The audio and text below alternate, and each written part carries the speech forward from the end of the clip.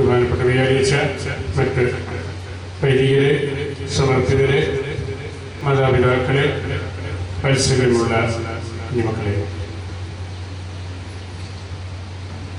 ആരാധന പ്രഭാവത്സരത്തിലെ മംഗള വാർത്തയിലേക്ക് നമ്മൾ പ്രവേശിച്ചിരിക്കുകയാണല്ലോ.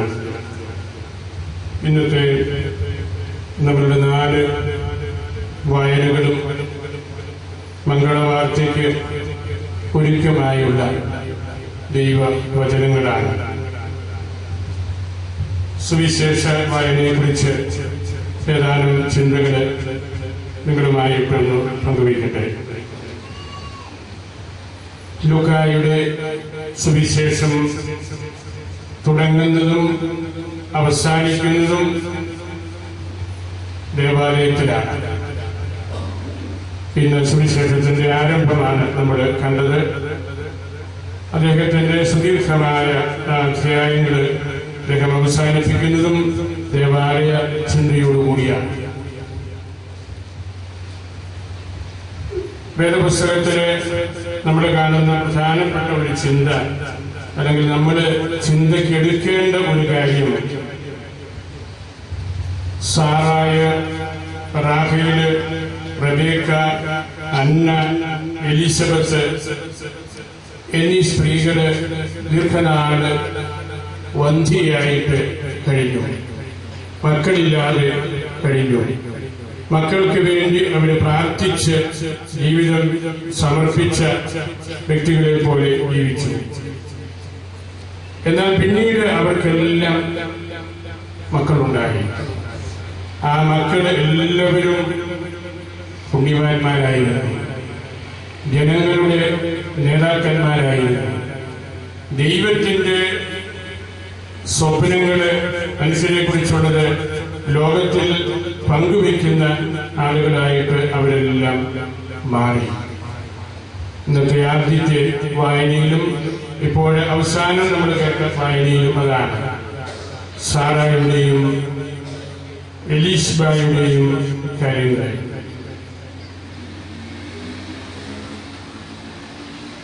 എലിസബത്ത് ഗർഭവതിയാകുന്നത് സക്കറിയായിൽ നിന്നാണ്. അതുകൊണ്ടാണ് ദൈവദൂതൻ സക്കറിയായിട്ട് പ്രത്യക്ഷപ്പെട്ട് ഇത് പറയുന്നത്. അദ്ദേഹം പുരോഹിതനായിരുന്നു. അഹറോന്റെ വംശത്തിലും ആബിയ കുടുംബത്തിലും പിറന്ന 2 വ്യക്തികളുടെ സമുച്ചയമാണ് കുടുംബം. ആ പുരോഹിതനോട് ദൈവദൂതൻ വന്ന് ഈ കാര്യം പറയുകയാണ്. എന്നാൽ ഗബ്രിയേൽ മാലാഖ വരുന്നത് യോസഫിന്റെ പക്കലേക്കല്ല, മറിയത്തിന്റെ പക്കലേക്കാണ്. കാരണം യോസഫിൽ നിന്നല്ല ഈശോ ജനിക്കേണ്ടിയിരുന്നത്. എന്നാൽ യോഹന്നാൻ ജനിക്കേണ്ടിയിരുന്നത് സക്കറിയായിൽ നിന്നാണ്.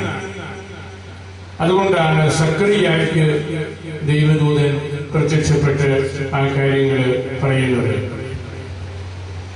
ഇവിടെ സംഭവിക്കുന്ന ഒരു കാര്യം, സക്കറിയ പ്രാർത്ഥനയ്ക്ക് വേണ്ടി ധാരാളം പുരോഹിതന്മാരുള്ള ഒരു കാലഘട്ടത്തില് അവര് പുരോഹിത ശുശ്രൂഷ, ധൂപാർപ്പണം, നമ്മളുടെ റംസ പ്രാർത്ഥന പോലെയുള്ള ആ ശുശ്രൂഷ ചെയ്യുന്നതിന് നറുക്ക് ഇട്ട് എടുക്കുകയായിരുന്നു. ദേവാലയത്തിന്റെ പുറത്ത് ആളുകൾ നിൽക്കും. ഈ പുരോഹിതൻ ധൂപ പ്രാർത്ഥന കഴിഞ്ഞ് ആനവാദത്തിലേക്ക് വന്ന് ജനങ്ങൾക്ക് ഒരു സന്ദേശം കൊടുത്ത് മടങ്ങുന്ന പതിവായിരുന്നു യഹൂദ ദേവാലയങ്ങളിലെല്ലാം ഉള്ളത്. നമ്മളുടെയും പുരാതനമായ ഒരു പാരമ്പര്യം അതാണ്. പ്രാർത്ഥിച്ചതിന് ശേഷം പുരോഹിതൻ വന്ന് പുറത്തു നിൽക്കുന്ന ജനങ്ങളോട് സംസാരിക്കുന്നു. ജനങ്ങള് ഇങ്ങനെ നോക്കി നിൽക്കുകയാണ്. സക്കറിയ വരുന്നില്ല, വന്നു കഴിഞ്ഞപ്പോൾ മിണ്ടുന്നില്ല.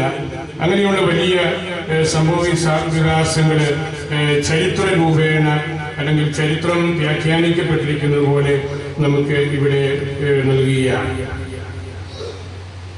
ഈ സംഭവം നമ്മളുടെ ആധ്യാത്മിക ജീവിതത്തിലേക്ക് വെളിച്ചം വീശുന്ന ഒന്നാണെന്ന് ഞാൻ കരുതുകയാണ്. നോഹ 100 വർഷങ്ങള് കാത്തിരുന്ന് അധ്വാനിച്ചാണ് പേടകം തയ്യാറാക്കി ജനങ്ങളെ സംരക്ഷിക്കുന്നത്. അബ്രാഹാം 25 വർഷങ്ങള് കാത്തിരുന്നാണ് സാറായിൽ നിന്ന് ഇസഹാക്കിന് ജന്മം കൊടുക്കുന്നത്. മോശെ 40 വർഷങ്ങള് മരുഭൂമിയിൽ ആടുകളെ മേയിച്ച് ദൈവത്തിന്റെ പ്രീതികരമായ രീതിയിൽ നടന്നതിന് ശേഷമാണ് കത്തിപ്പടരുന്ന മുൾപ്പടർപ്പില് ദൈവത്തെ കാണുവാൻ അദ്ദേഹത്തിന് അവസരം കിട്ടിയത്. കാത്തിരിപ്പ് നമ്മളുടെ എല്ലാവരുടെയും ഒരു ചുമതലയാണ്. എന്തുകൊണ്ടാണ് ദൈവദൂതൻ ഈ വൃദ്ധ ദമ്പതികളെ സമീപിക്കുന്നത്? ധാരാളം യുവതികള്, നല്ല കുടുംബ പാരമ്പര്യമുള്ളവര്, ഇസ്രായേൽ പാരമ്പര്യം കാത്തു സൂക്ഷിക്കുന്നവരെല്ലാം ഉണ്ടായിരുന്നു. പക്ഷേ ദൈവം തന്റെ ദൂതനെ ഭാരം കവിഞ്ഞ മാതാപിതാക്കളുടെ പക്കലേക്ക് പറഞ്ഞു വിടുകയാണ്. അവർക്കൊരു കുഞ്ഞ് ജനിക്കും എന്ന് പറഞ്ഞു. അതായിരുന്നു അതിനകത്തെ പ്രതിസന്ധി. അവിടെ സംഭവിച്ചത് അവിശ്വാസം എന്നതിനേക്കാൾ വിസ്മയമാണ്. മാർപ്പാപ്പായുടെ പുതിയ പുസ്തകം ജീസസ് ഓഫ് നസറത്ത് എന്നുള്ള പുതിയ പുസ്തകം ഇറങ്ങി. അതിനകത്ത് പരിശുദ്ധ പിതാവ് തിരിച്ചു പറഞ്ഞിരിക്കുന്നത് സക്കറിയ സൈലൻസ്ഡ് ആയി, ഒന്നും സംസാരിക്കാൻ പറ്റാത്ത വ്യക്തിയെ പോലെ അദ്ദേഹമായി. നല്ലൊരു പ്രീച്ചറായിരുന്നു അദ്ദേഹം, വചന പ്രഘോഷകൻ. ധൂപപ്രാർത്ഥന കഴിഞ്ഞ് ജനങ്ങളോട് ആവേശപൂർവ്വം സംസാരിക്കാൻ കഴിവുള്ള ഒരു പ്രഘോഷകൻ, ഒരു പുരോഹിതൻ, പഴയ നിയമ പണ്ഡിതൻ. അദ്ദേഹം സൈലൻസ്ഡ് ആയി, അദ്ദേഹത്തിനൊന്നും മിണ്ടാൻ പറ്റാത്തതുപോലെയായി. അദ്ദേഹം വീട്ടിൽ ചെന്ന് എലിസബത്തിനെ സമീപിച്ച് എലിസബത്ത് ഗർഭവതിയായി. എനിക്ക് തോന്നുന്നത് എലിസബത്തും അവിടെ സൈലൻസ്ഡ് ആയിപ്പോയി. 5 മാസത്തേന് ആരോടും മിണ്ടാതെ, ആരോടും പറയാതെ വീടിന്റെ മുറിക്ക് ഉള്ളിൽ വളരെ വ്യഥയോടുകൂടി കഴിഞ്ഞുകൂടുകയാണ്. രണ്ടുപേരും സൈലൻസ്ഡ് ആവുകയാണ്. ഒരാൾക്ക് മിണ്ടാൻ പറ്റുകയില്ല, മറ്റേയാൾക്ക് പുറത്തിറങ്ങാൻ പറ്റുകയില്ല. അതാണ് സഭ നമ്മെ പഠിപ്പിക്കുന്ന കാര്യം. എന്തുകൊണ്ടാണ് ഇങ്ങനെ സംഭവിച്ചത്? ബാക്കി ഒരുപാട് ആളുകൾ ഉണ്ടായിരുന്നപ്പോൾ അതിനുള്ള ഉത്തരം, ഇവരിൽ നിന്ന് ജനിക്കേണ്ടത് യോഹന്നാൻ മാംദാനയാണ്. ഈശോയ്ക്ക് വഴിവെട്ടുന്നവരാണ്, സ്വർഗം ചൂണ്ടിക്കാണിച്ച് തരേണ്ടവരാണ്. സർവോപരി ഈശോയുടെ കസിനാണ്, അവര് ജ്യേഷ്ഠാനിയന്മാരാണ്. അതുകൊണ്ടാണ് അത്ര നല്ല ദൈവഭക്തിയുള്ള, പ്രമാണങ്ങൾക്ക് കുറവ് വരാണ്ട് ജീവിതത്തിൽ കൊണ്ടു നടക്കുന്ന ആ വ്യക്തികളുടെ പക്കലേക്ക് ദൈവത്തിന്റെ ദൂതൻ വന്നത്. ആ സംഭവിക്കാതിരിക്കുന്ന യാഥാർത്ഥ്യത്തിന്റെ പ്രാധാന്യം കൊണ്ടാണെന്ന്. യോഹന്നാൻ ജനിക്കേണ്ടത് ഇതുപോലെ പരിശുദ്ധമായിട്ട് ജീവിക്കുന്ന വ്യക്തിയിൽ നിന്ന് ആയിരിക്കണം എന്ന് അവർക്ക് കർത്താവിന്റെ ദൂതന് നിർബന്ധമുണ്ടായിരുന്നു. അതുകൊണ്ട് ഈ സുവിശേഷ ഭാഗത്തിലൂടെ ദൈവം നമുക്ക് പറഞ്ഞു തരുന്ന കാര്യം, ദൈവം ഒരു കാര്യം താമസിപ്പിക്കുന്നത് അത് നിഷേധിക്കാനല്ല. വേദശാസ്ത്രികൾ പറയാറുണ്ട്, God's delays are not God ഡിനയൽസ്.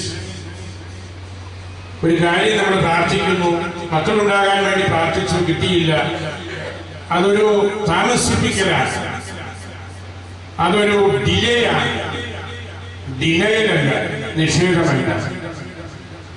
താമസിക്കുമ്പോൾ ദൈവത്തെ കൂടാതെ നമ്മൾ ഉത്തരം കണ്ടെത്താൻ പരിശ്രമിക്കരുത് എന്ന് ഇവിടെ നമ്മെ പഠിപ്പിക്കുകയാണ്.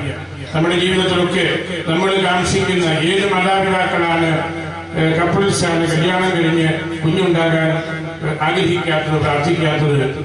അത് സംഭവിക്കാതിരിക്കുമ്പോൾ എന്നാൽ ഇനി ദൈവത്തോട് പ്രാർത്ഥിക്കേണ്ട മറ്റു വഴികൾ നമ്മൾ നോക്കാം. അങ്ങനെ നമ്മൾ ചെയ്യാൻ പാടില്ല. ആ പ്രബോധനമാണ് ഇതിലൂടെ കർത്താവ് നമുക്ക് നൽകുന്നത്.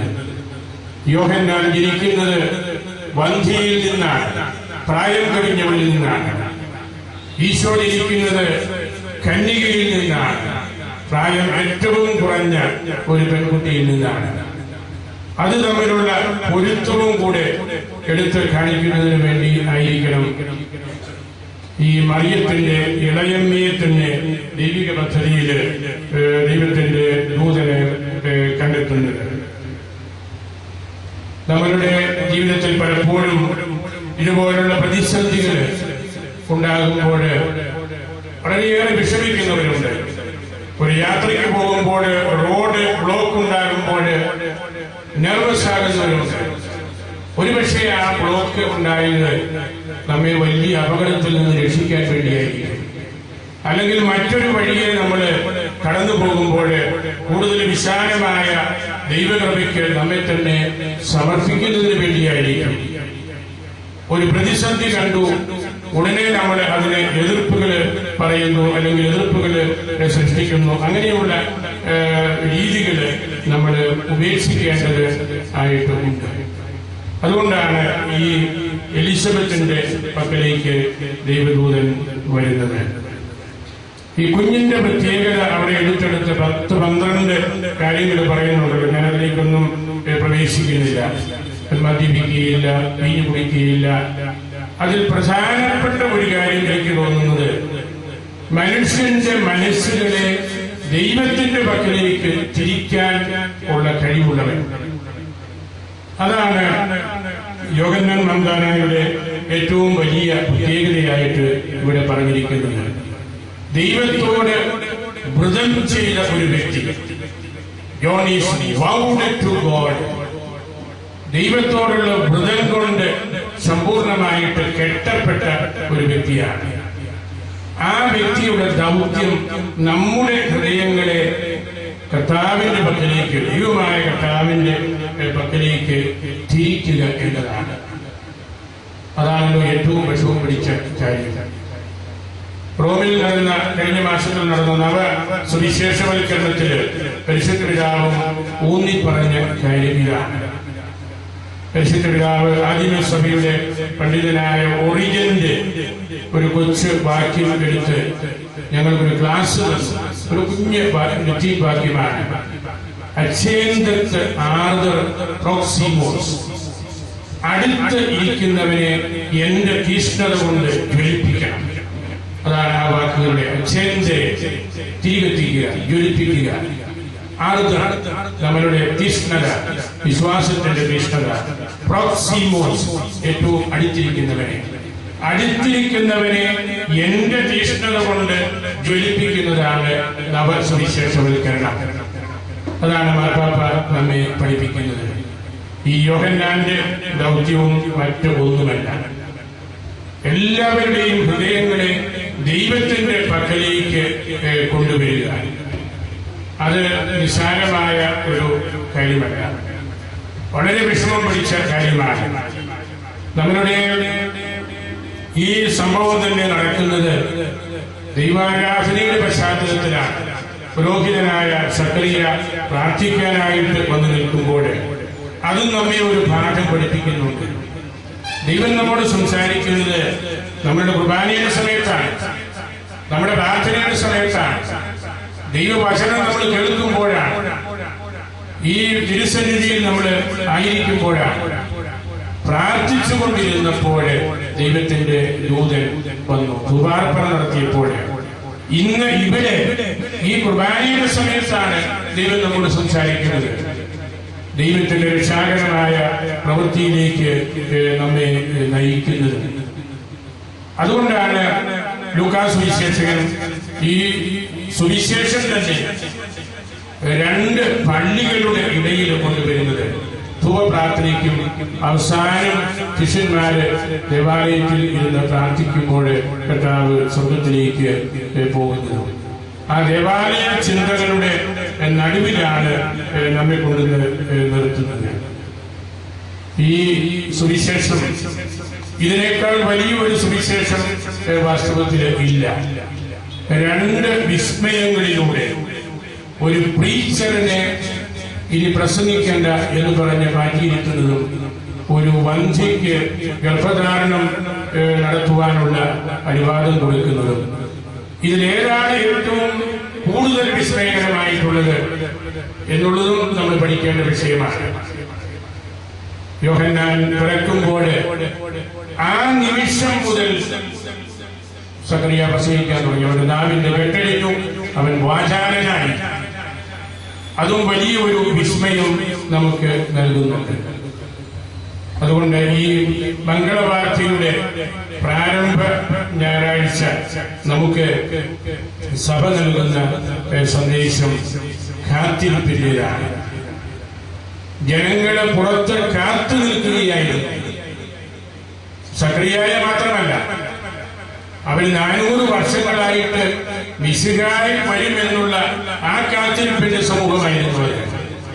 മിശിഹ വരുമോ ഇല്ലയോ എന്ന് ഈ പുരോഹിതൻ ജനങ്ങളോട് പറയണം. അത് കേൾക്കാനുള്ള കാത്തുനിൽപ്പായിരുന്നു. സക്കറിയായെ കാണാൻ വേണ്ടി മാത്രമല്ല, അതിനുള്ള പ്രാരംഭ കർമ്മമാണ് ഈ യോഹന്നാന്റെ ജനനം. യോഹന്നാനും ഈശോയും അല്ലെങ്കിൽ യോഹന്നാന്റെ തിരുനാൾ ഓർമ്മകൾ നമ്മുടെ മനസ്സിൽ കൊണ്ടുവരുമ്പോൾ ഈശോയുടെ തന്നെ ഓർമ്മകളാണ് നമ്മൾ കൊണ്ടുവരുന്നത്. യോഹന്നാനെ കൂടാതെ ഈശോയെ കുറിച്ച് നമുക്ക് പറയാൻ എളുപ്പമല്ല. യോഹന്നാന്റെ ആ ദൗത്യം പൂർത്തിയാകുന്നത് ഈശോയിലാണ്. ഈ മംഗളവാർത്തയിൽ നമ്മളും കാത്തിരിക്കുകയാണ്. യോഹന്നാന്റെ ജനനത്തെക്കാൾ ഈശോയുടെ ജനനത്തെയാണ് നമ്മൾ കാത്തിരിക്കുന്നത്. സക്കറിയായ്ക്കും എലിസബത്തിനും ലഭിച്ച മംഗളവാർത്തയേക്കാൾ മറിയത്തിന് ലഭിച്ച മംഗളവാർത്തയിലാണ് സഭയുടെ ഉന്നതി. ആ കാത്തിരിപ്പിന്റെ വലിയ നാളുകളായിരിക്കണം നമുക്ക് ഈ 25 ദിവസത്തെ പ്രാർത്ഥനയും ഉപവാസവും എല്ലാം. നമ്മുടെ മാതൃക എല്ലാ പ്രതിസന്ധികളെയും അതിജീവിക്കുന്ന ഈ പുണ്യപ്പെട്ട സ്ത്രീകളാണ്, അമ്മച്ചിമാരാണ്. ഈ അമ്മച്ചിമാരെ ഓർക്കാനുള്ള നാളുകളാണിതെല്ലാം. സാറായ, റാഹേല്, വിശേഷവിധിയായിട്ട് എലിസബത്ത്, പരിശുദ്ധ മറിയം, ഈ അമ്മച്ചിമാരിലൂടെയാണ് സുവിശേഷം നമുക്ക് എത്തുന്നത്. അവര് സുവിശേഷത്തിലെ ഏതാനും സ്ത്രീകൾ മാത്രമല്ല, അവര് തന്നെയാണ് സുവിശേഷം. അവരെ നമ്മൾ പഠിക്കുമ്പോഴാണ് ഈശോയിൽ നമ്മൾ എത്തുന്നത്. അവരെ നമ്മൾ വ്യാഖ്യാനിക്കുമ്പോഴാണ് സുവിശേഷത്തിന്റെ കാതലിലേക്ക് നമ്മൾ എത്തുന്നത്. അതുകൊണ്ട് എനിക്ക് തോന്നുന്നത് എലിസബത്തിനെ കുറിച്ച്, സക്കറിയായെ കുറിച്ച് ഒക്കെ നമ്മൾ ചിന്തിക്കുമ്പോൾ നമുക്ക് കിട്ടേണ്ട കൃപ, നമ്മളിലും ഒരു വന്ധ്യതയുണ്ട്, ആത്മീയതയുടെ ഒരു വന്ധ്യത.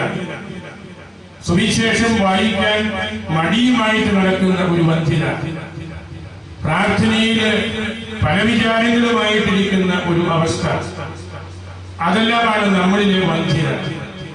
ഈ വന്ധ്യത, ഈ ആത്മീയ വന്ധ്യത നമ്മിൽ നിന്ന് മാറ്റപ്പെടുമ്പോൾ മാത്രമേ ഈശോയും നമ്മുടെ ഹൃദയത്തിൽ ജനിക്കുന്നുള്ളൂ, അല്ലെങ്കിൽ നമ്മുടെ ഹൃദയങ്ങൾ ദൈവത്തിന്റെ പക്കലേക്ക് എത്തുന്നുള്ളൂ.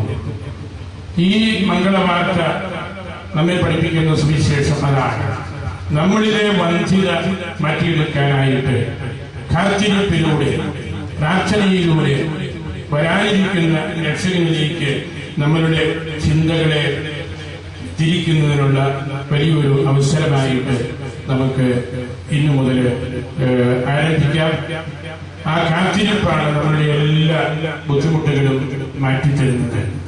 നമുക്കൊരു പ്രയാസം ഉണ്ടാകുമ്പോൾ, രോഗമുണ്ടാകുമ്പോൾ, തെറ്റിദ്ധരിക്കപ്പെടുമ്പോൾ അവിടെ ഒന്നും നമ്മൾ വിഷമിക്കേണ്ട കാര്യമില്ല. അതിനെല്ലാം ദൈവത്തിന്റെ കാഴ്ചപ്പാടില്, ദൈവികമായ അഗ്രാഹ്യമായ രഹസ്യത്തില് അർത്ഥമുണ്ട്.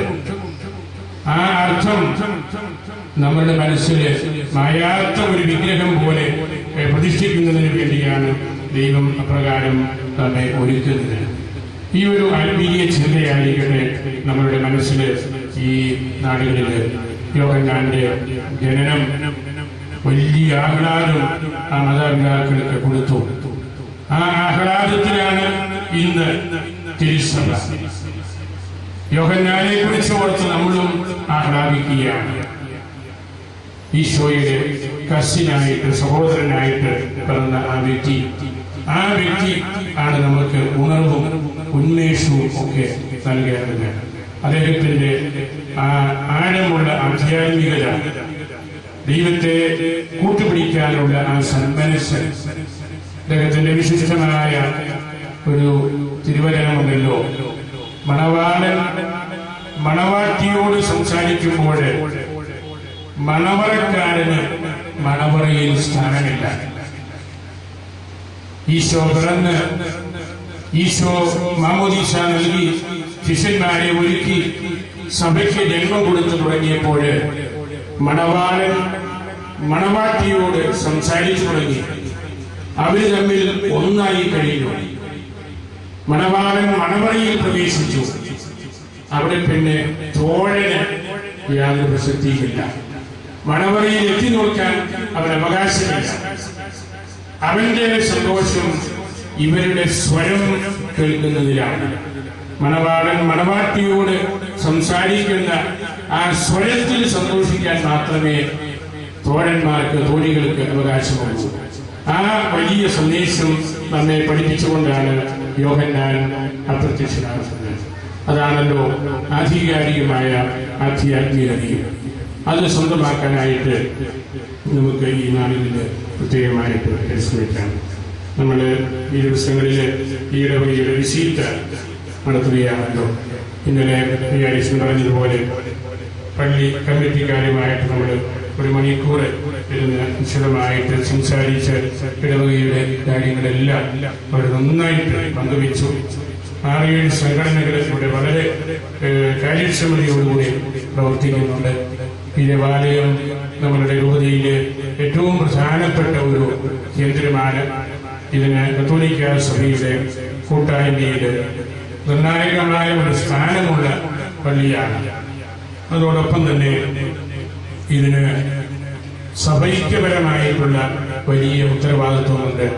നമ്മുടെ ചുറ്റുവട്ടത്തുള്ള മറ്റ് ക്രൈസ്തവര്, ഓർത്തഡോക്സുകാരും യാക്കോബായക്കാരും നമ്മളെല്ലാവരും തോമാശ്ലീഹായിൽ നിന്ന് വിശ്വാസം സ്വീകരിച്ചവരാണ്. ഇന്നത്തെ നമ്മുടെ മലബാർ സഭ, ഓർത്തഡോക്സ് സഭ, മലങ്കര കത്തോലിക്ക സഭ, യാക്കോബായ സഭ, തൃശ്ശൂരുള്ള സൂറായ സഭ, മാർത്തോമാ സഭ, തൊഴിയൂർ സഭ, ഈ 7 സഭകള് അല്ലെങ്കിൽ ഇതിലെ മക്കള് മാർത്തോമാ ശ്ലീഹായുടെ സുവിശേഷ പ്രഘോഷണത്തിൽ നിന്ന് ഈശോയിലേക്ക് വന്നവരാണ്. നമ്മളെല്ലാവരും ആ അർത്ഥത്തിൽ ഒന്നാണ്. ഒരു ശ്ലീഹായുടെ പാരമ്പര്യം ഏറ്റെടുത്ത് ആ വിശിഷ്ടമായ പൈതൃകത്തിൽ ജീവിക്കുന്നവരാണ്. അതിന്റെ ചില ചരിത്രപരമായ കാരണങ്ങൾ കൊണ്ട് വന്ന വ്യത്യാസത്തിന്റെ പേരിലാണ് നമ്മൾ പലതായിട്ട് നിൽക്കുന്നത്. അതുകൊണ്ട് ഈ ദേവാലയത്തിന് ആ ഒരു സഭൈക്യപരമായ ദൗത്യം കൂടിയുണ്ട്. അത് നമ്മൾ മറക്കരുത്. ഇവിടെ വെച്ച് വലിയ എക്യുമേനിക്കൽ സുവിശേഷ പ്രഘോഷണം നടക്കണം. അത് നമ്മുടെ ഉത്തരവാദിത്വമാണ്. ഈ വിശ്വാസ വർഷത്തില് ഈ നവസുവിശേഷവൽക്കരണ സിനഡ് പരിഹരിക്കുന്ന ഈ സമയത്ത് ഈ കുത്താട്ടുകുളം ഇടവകയുടെ ഉത്തരവാദിത്വമായിട്ട് കൂടെ അത് എടുക്കണം. ഇവിടെ നിന്ന് ഐക്യത്തിന്റെ ചിന്തകൾ ധാരാളമായിട്ട് മുഴങ്ങണം. അത് സുവിശേഷത്തിന്റെ ചിന്തയാണ്, കാതോലികതയുടെ ചിന്തയാണ്, നമ്മുടെ ദൗത്യമാണ്.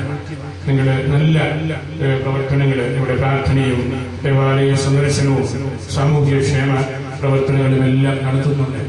ആ കൂട്ടത്തില് നമ്മളുടെ കുഞ്ഞുങ്ങളോട് കൂടുതലായിട്ടുള്ള താല്പര്യം കാണിക്കണം. കുട്ടികളാണ് ഏറ്റവും വലിയ സമ്പത്ത്. നല്ല മിടുക്കരായ ആൺകുട്ടികളും നല്ല കൊച്ചു പെൺകുട്ടികളും ഇവിടെ ധാരാളമുണ്ട്. ധാരാളം വൈദിക രൂപതയ്ക്ക് ഇവിടെ നിന്ന് നമുക്കാകണം. അതിന് ആൺകുട്ടികളോട് മാതാപിതാക്കള് ആ ചിന്തകൾ കൊടുക്കണം. അതുപോലെ തന്നെ കൊച്ചു പെൺകുട്ടികളോട് കുടുംബമാണ് ആ സ്വരം, ദൈവവിളിയുടെ സ്വരം കേൾപ്പിക്കേണ്ടത്. നമുക്ക് അതും വലിയൊരു ഉത്തരവാദിത്വമാണ്. നമ്മളെ പോലുള്ള വലിയൊരു രൂപതയിൽ ശുശ്രൂഷ ചെയ്യുവാൻ വൈദികരും സമർപ്പിതരും കൂടുതലായിട്ട് ഇനിയും നമുക്ക് ആവശ്യമാണ്.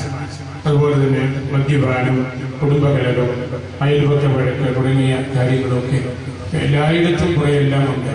ഇവിടെ നമുക്കതൊന്നുമില്ല എന്ന് പറഞ്ഞ് കണ്ണടച്ചൊരു കാര്യമില്ല. ആ തിന്മകൾക്കൊക്കെ എതിരായിട്ട് പോരാടുന്നതിനുള്ള അവസരമായിട്ട് കൂടെ ഈ വിസീറ്റ നിങ്ങൾ എടുക്കണം. ഞാൻ അവസാനിപ്പിക്കുകയാണ്. വിസീറ്റ പരമ്പരാഗതമായിട്ട് രൂപതാധ്യക്ഷൻ ഇടവക വികാരിയോടുകൂടി ഇടവക ജനങ്ങൾക്ക് വേണ്ടി അർപ്പിക്കുന്ന ബലിയില് ആ ജനങ്ങൾ എല്ലാവരും വന്ന് പങ്കെടുക്കുന്ന ആ കർമ്മമാണ്. ഈ ദേവാലയവും മുറ്റവും എല്ലാം നിറഞ്ഞ് കവിഞ്ഞ് കൂത്താട്ടുകുളം ഇടവകക്കാരെ എത്തിയിട്ടുണ്ട്. നിങ്ങളുടെ വിശുദ്ധിയുടെ അർത്ഥം ശരിക്ക് മനസ്സിലാക്കിയിട്ടുണ്ട്. ആ പരിശുദ്ധ കുർബാനയിലെ വചന പ്രഘോഷണത്തിൽ വന്ന് പങ്കെടുത്ത് നമ്മുടെ ജീവിതത്തെ ദൈവത്തിന്റെ നേർക്ക് പിടിക്കുന്നതിനുള്ള ഒരു ചുമതലയാണ് ഈ വിശീപ്പ് നമുക്ക് നൽകുന്നത്. നിങ്ങൾ എല്ലാവർക്കും ദൈവാനുഗ്രഹപ്രദമാകട്ടെ എന്ന് ഞാൻ പ്രാർത്ഥിക്കുന്നു. ഈ ഇടവകയിലെ സമർപ്പിതരെയും അവർ നടത്തുന്ന ശുശ്രൂഷകളെയും ആശുപത്രിയും സ്കൂളും അതുപോലുള്ള മറ്റ് വൃദ്ധ മന്ദിരങ്ങളുമെല്ലാം സുവിശേഷത്തിന്റെ മുഖങ്ങളാണ്, സുവിശേഷത്തിന്റെ വ്യാഖ്യാനങ്ങളാണ്. അങ്ങനെ ആ ശുശ്രൂഷകളിലൂടെയും സുവിശേഷം ഇവിടെ ആഴത്തിൽ വേരോടട്ടെ എന്ന് ഞാൻ പ്രാർത്ഥിക്കുകയാണ്. നിങ്ങൾക്ക് എല്ലാവർക്കും നേതൃത്വം നൽകുന്ന ബഹുമാനപ്പെട്ട വിയാരിച്ചനെ ഞാൻ നന്ദിയോടെ ഓർക്കുന്നു. അദ്ദേഹത്തിന്റെ സാന്നിധ്യം വഴി ഇവിടെ വലിയൊരു ഉണർവ് എല്ലാ രംഗങ്ങളിലും ഉണ്ടായിട്ടുണ്ട്. ഞാൻ പറയാതെ നിങ്ങൾക്കറിയാം, അദ്ദേഹം നമ്മുടെ രൂപതയിലെ ഏറ്റവും നല്ലൊരു വൈദികനാണ്. നല്ല അധ്യാത്മികത, നല്ല അജപാലന ചാതുരി, എല്ലാവരോടും സ്നേഹത്തോടെ പെരുമാറാനുള്ള കഴിവ്, അതുതന്നെയാണ് സുവിശേഷം. ആ സുവിശേഷങ്ങളിൽ നിങ്ങളെ കോർത്തെടുക്കുവാൻ അദ്ദേഹത്തിന് സാധിച്ചതിന്റെ ഒരു ഐശ്വര്യം ഈ നാളുകളിലൊക്കെ ഇവിടെ കൂടുതലായിട്ടുണ്ട്. അദ്ദേഹം ഞാൻ പഠിപ്പിച്ച ഒരു കുട്ടിയാണ്. കണ്ടാൽ എന്റെ ഗുരുവാണെന്ന് തോന്നും.